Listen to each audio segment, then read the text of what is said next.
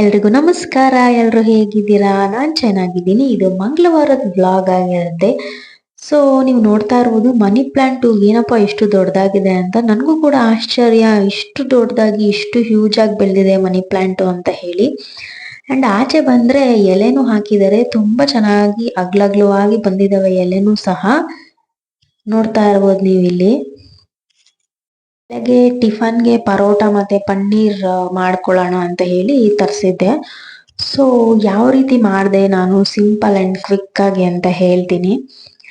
ನಿಮ್ಮ ಮನೇಲಿ ಮಕ್ಳಿದ್ರೆ ಒಂದು ಅಥವಾ ಎರಡು ಮಕ್ಳಂತೂ ಇದ್ದೇ ಇರ್ತಾರೆ ಎಲ್ರ ಮನೇಲೂ. ಸೊ ಹೆಂಗ್ ಮ್ಯಾನೇಜ್ ಮಾಡ್ತೀರಾ ಮಕ್ಳಿಟ್ಕೊಂಡು? ನನಗಂತೂ ಅಪ್ಪ ಅಮ್ಮ ಇದ್ರು ಅತ್ತೆ ಮಾವ ಇದ್ರು ನೋಡ್ಕೊಳ್ಳೋದಿಕ್ಕೆ ತುಂಬಾ ಅಂದ್ರೆ ತುಂಬಾ ಸ್ಟ್ರೆಸ್ ಆಗಿ ಹೋಗ್ಬಿಡುತ್ತೆ ನೋಡ್ಕೊಳ್ಳೋ ಅಷ್ಟ್ರಲ್ಲಿ ಅವ್ರನ್ನ. ನಿಮ್ಮ ಮನೇಲೆಲ್ಲ ನೀವ್ ಯಾವ ರೀತಿ ಮಕ್ಳನ್ನ ಮ್ಯಾನೇಜ್ ಮಾಡ್ತೀರಾ ಅಂತ ಹೇಳಿ ನನಗೂ ಸಹ ಕಮೆಂಟ್ ಮಾಡಿ. ಸೊ ನೋಡಿ ಫೈನಲಿ ನಾನು ಪನ್ನೀರ್ ಮಾಡ್ಕೊಳಕ್ಕೆ ಎಲ್ಲಾನು ರೆಡಿ ಮಾಡ್ಕೊಂಡಿದ್ದೀನಿ. ಇದು ತೊಗರಿ ಕಾಳಿತ್ತು, ನಾನು ಅದಕ್ಕೋಸ್ಕರನೇ ತೊಗರಿ ಕಾಳು ಯೂಸ್ ಮಾಡ್ಕೊಂಡೆ ಬಟಾಣಿ ಬದಲು. ನನಗೆ ಬಟಾಣಿನೇ ಹಾಕ್ಬೇಕಿತ್ತು ಅಂತ ಅನಿಸ್ತು, ತೊಗರಿ ಕಾಳು ನನಗೆ ಅಷ್ಟು ಟೇಸ್ಟ್ ಅನ್ನಿಸ್ಲಿಲ್ಲ.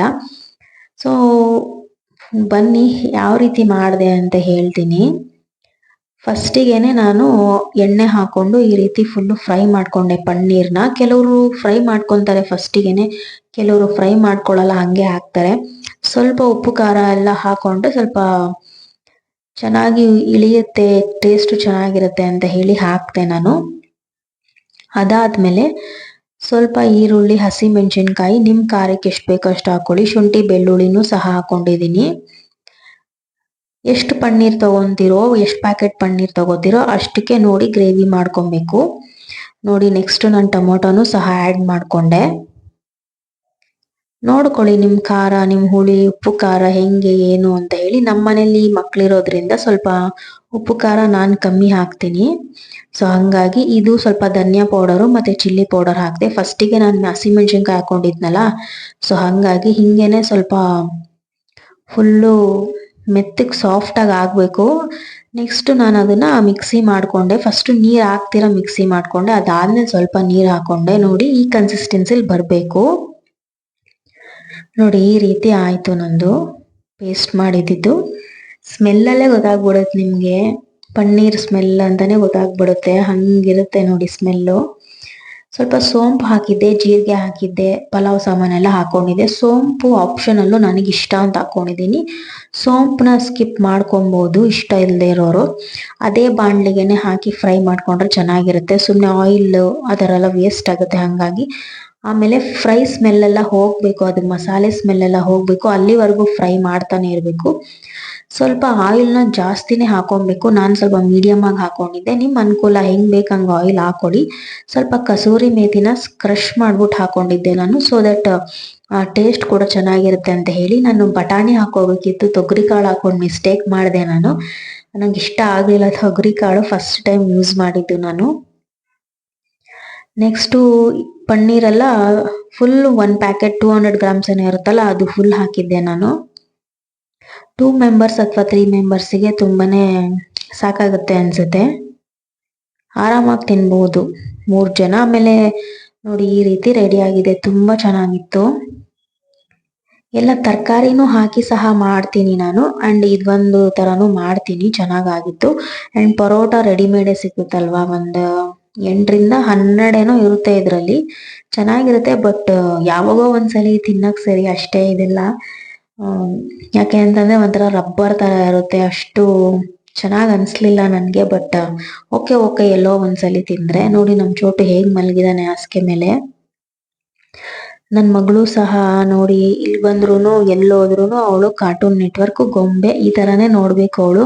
ಈ ಕೃಷ್ಣ, ಲಿಟಲ್ ಕೃಷ್ಣ, ಟಿಯಾನ್ ಟಿಯಾನ್ ಅಂತ ಏನೇನೋ ಬರುತ್ತೆ ಚಿಂಟು ಟಿವಿಲಿ, ಮೋಟು ಪಂಟು ಅಂತೆ ಏನೇನೋ ನೋಡ್ತಾಳೆ ಕುತ್ಕೊಂಡು, ನಾನ್ ಸ್ಟಾಪ್ ಅಲ್ಲಿ ನೋಡ್ತಾಳೆ. ನಿಮ್ಮನೇಲೂ ಮಕ್ಕಳು ಹಿಂಗೇನಾ? ನೋಡಿ ಹೆಂಗ್ ನೋಡ್ತಾ ಇದ್ದಾಳೆ. ಆಮೇಲೆ ಸ್ಲೇಟ್ ಎಲ್ಲ ಇಟ್ಕೊಂಡು.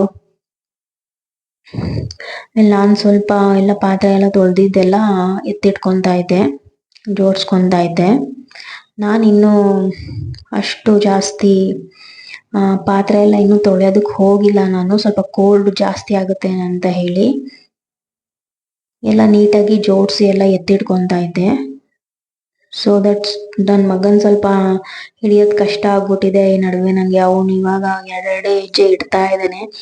ಮಕ್ಕಳು ನಡೆಯಕ್ ಸ್ಟಾರ್ಟ್ ಮಾಡ್ತು ಅಂತಂದ್ರೆ ನಮಗೆ ಕೆಲಸ ಸ್ಟಾರ್ಟ್ ಆಯ್ತು ಅಂತ. ಒಂದ್ ಕಡೆ ಅವನ್ನ ಮಲಗ್ಸಿದೆ, ಅವ್ನಿಗೆ ಇನ್ನೂ ಸ್ವಲ್ಪ ಕೋಲ್ಡ್ ಕಮ್ಮಿ ಆಗಿಲ್ಲ. ಮಕ್ಳಿಗಂತೂ ಕೋಲ್ಡ್ ಆಗ್ಬಿಟ್ರಂತೂ ನಮ್ಗೆ ನೋಡಕ್ ಆಗಲ್ಲ. ಅಂಡ್ ನಾನು ಮಂಗಳವಾರ ಆಗಿರೋದ್ರಿಂದ ಚಿಕನ್ ತಂದಿದ್ರು, ಅಂದ್ರೆ ಮೊಟ್ಟೆ ಕೋಳಿ ತಂದಿದ್ರು. ನಾನೇ ಪ್ರಿಪೇರ್ ಮಾಡಿದೆ.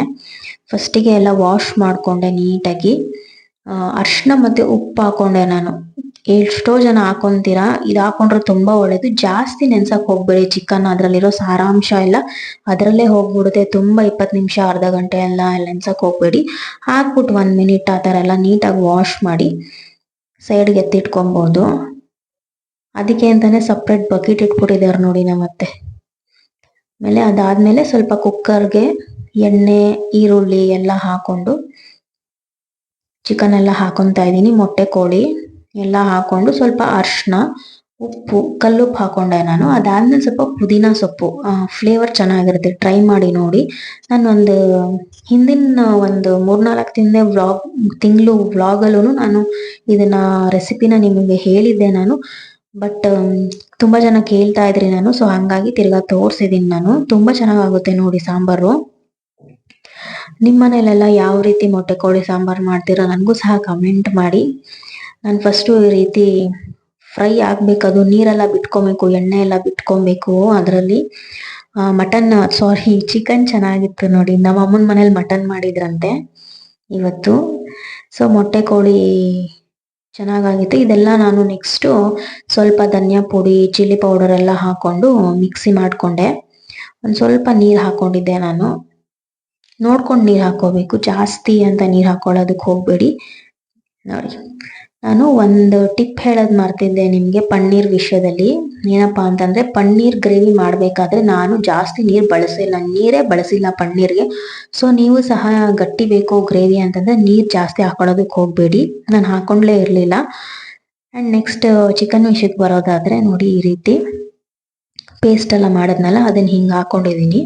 ಅದು ಜಸ್ಟ್ ಬಾಯ್ಲ್ ಆಗಬೇಕದು. ನೆಕ್ಸ್ಟ್ ಟೊಮೊಟೊನ ಸಪ್ರೇಟ್ ಪೇಸ್ಟ್ ಮಾಡಬೇಕು, ಅದು ಇನ್ನೂ ಚೆನ್ನಾಗಿ ಟೇಸ್ಟ್ ಆಗುತ್ತೆ. ಎಲ್ಲ ಒಂದಕ್ಕೆ ಹಾಕಿ ರುಬ್ಬಿಟ್ರೆ ಅದು ಡಿಫ್ರೆಂಟ್ ಟೇಸ್ಟು. ಇದು ತೆಂಗಿನಕಾಯಿ, ಕಡಲೆ ಮತ್ತು ಗಸಗಸೆ ಇದು ಸಪ್ರೇಟ್ ರುಬ್ಬಬೇಕು. ಅದನ್ನು ಸ್ವಲ್ಪ ಬಾಣಲಿಲಿ ಫ್ರೈ ಮಾಡಿಕೊಂಡು ಅದಾದ್ಮೇಲೆ ರುಬ್ಬಿ ನೋಡಿ, ಈ ರೀತಿ ನುಣ್ಣಗೆ ರುಬ್ಕೋಬೇಕು. ತುಂಬ ಸಿಕ್ಕಾಪಟ್ಟೆ ಸಕ್ಕದಾಗಿ ಬರುತ್ತೆ. ಟ್ರೈ ಮಾಡಿ ನೀವು ಸಹ.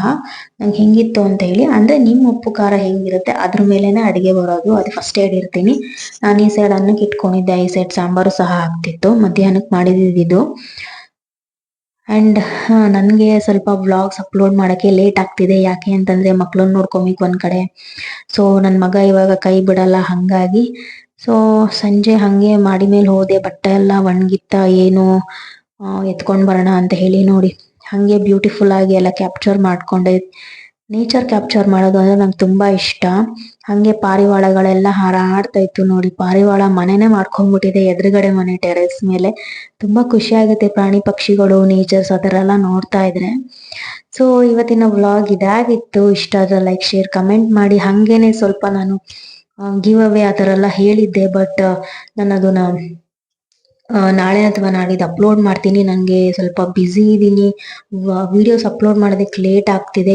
ಯಾರೂ ಸಹ ಬೇಜಾರು ಮಾಡ್ಕೊಳ್ಬಾರ್ದು. ನಾನು ಅದಕ್ಕೆ ಅಂತಲೇ ಒಂದು ಸಪ್ರೇಟ್ ಪ್ಲ್ಯಾನಿಂಗ್ ಮತ್ತು ವ್ಲಾಗ್ನ ಶೇರ್ ಮಾಡ್ತೀನಿ ಖಂಡಿತ. ಸ್ವಲ್ಪ ನನಗೂ ಸಹ ಹುಷಾರಿಲ್ಲ, ಮಕ್ಕಳು ಹುಷಾರಿಲ್ಲ. ಸೊ ಹಂಗಾಗಿ ಯಾರು ಕೂಡ ಏನು ಅನ್ಕೊಬಾರ್ದು. ನಿಮ್ಮಲ್ಲಿ ನನ್ನ ಮಗಳು ಬರ್ತಡೇ ಬೇರೆ ಬರ್ತಿದೆ, ನನ್ನ ಬರ್ತಡೇ ಬರ್ತಿದೆ, ಸ್ವಲ್ಪ ಬ್ಯುಸಿ ಆಗಿರ್ತೀನಿ. ಸೊ ಹಾಗಾಗಿ ಈ ವೀಕಲ್ಲಿ ಖಂಡಿತ ನಾನು ಅಪ್ಲೋಡ್ ಮಾಡ್ತೀನಿ ನನ್ನ ಗಿವ್ ಅವೇ ಬಗ್ಗೆ, 15K ಬಗ್ಗೆ. Thank you so much. ನೋಡಿ ಏರೋಪ್ಲೇನ್ ಹೋಗ್ತಾ ಇದೆ. ಸೊ ಇದಾಗಿತ್ತು ಇವತ್ತಿನ vlog. Thank you for watching my video.